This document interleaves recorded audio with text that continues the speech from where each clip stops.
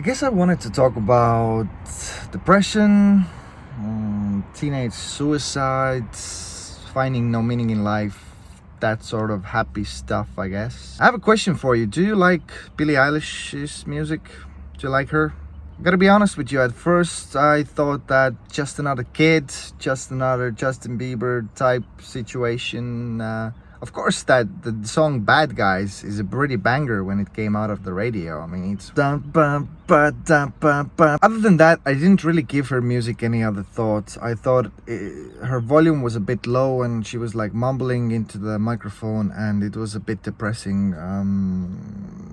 But then yesterday, I finally finished watching Billie Eilish's documentary, "The World's a Little Blurry," and my opinion of her completely changed.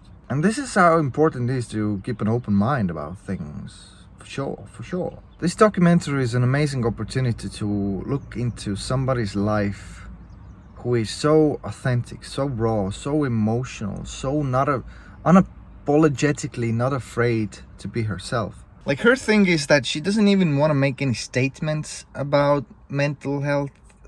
She's just going through stuff like teenagers go through, and other teenagers connect with her music, and that's enough, basically.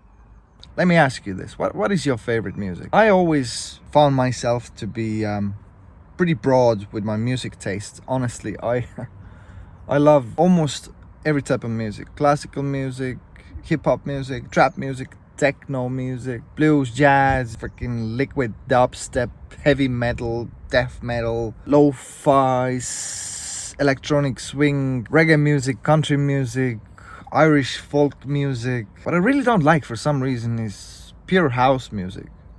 I don't know why. Deep house I like, but pure house, just nah. But then when I find an artist like Justin Bieber or Billie Eilish that cater to the much younger audience than me, it takes me a couple of tries to listen to their music and to really get into it. And now that I saw Billie perform, her voice is so amazing. Like, God. Yesterday I also listened to her every song out there, and I found that I really enjoyed like 4 of them.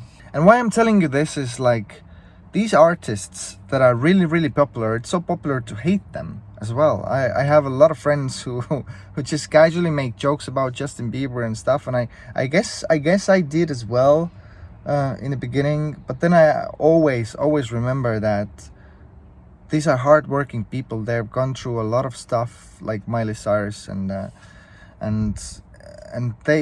of course they get more often into the spotlight than not, in a good way, and public image, like, people are sheep and they will follow and say anything that their friends are saying. So anyway, about this depression thing, like I mentioned, her songs are really dark. She talks about dark stuff, suicide, jumping off a building, and the people who come to her concerts, the young girls and boys as well, they connect with the music, obviously, because, like she said, it is such a strong feeling to hear what you are feeling from song. And I think we can all relate to that. Like, that is true. Take your favorite music and think about why you listen to it. What does it make you feel, and why do you feel that way? Now, teenage depression. I have always been a happy kid, honestly. My mother and father, they broke up, and I was living here and there and didn't have constant friendships. I was changing schools like socks, but that didn't really bother me. I found my passion and excitement from books, movies, and video games. That was enough for me, and also the stuff living in my head.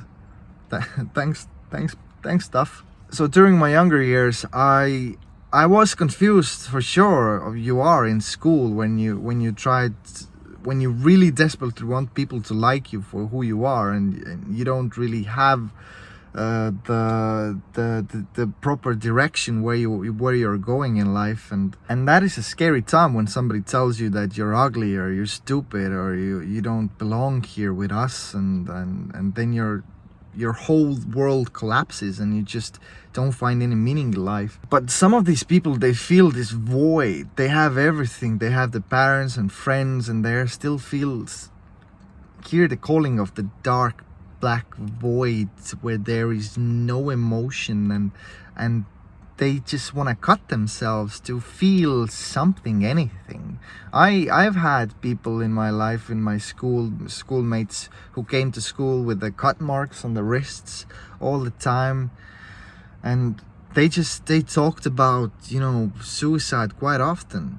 And these people are usually just one bad day away from the abyss, and that's scary. In my honest opinion, there is nothing more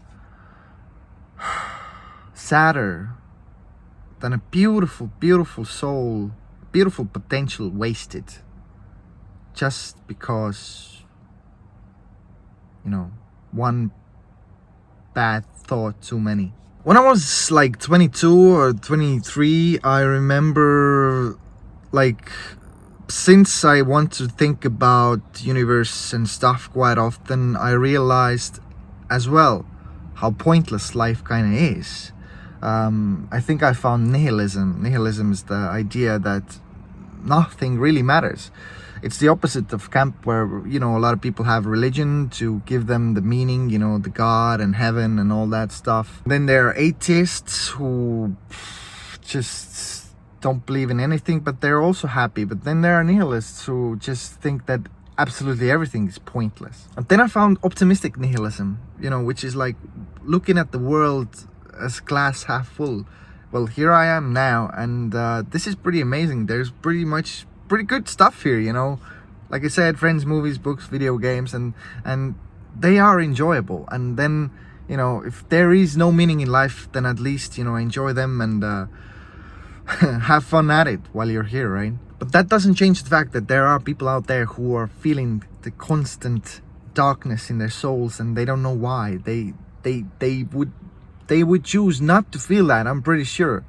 I know some people there, also in my close life, who just can't be shaken out of it. No amount of words can do them any good. So I guess the point of all this is,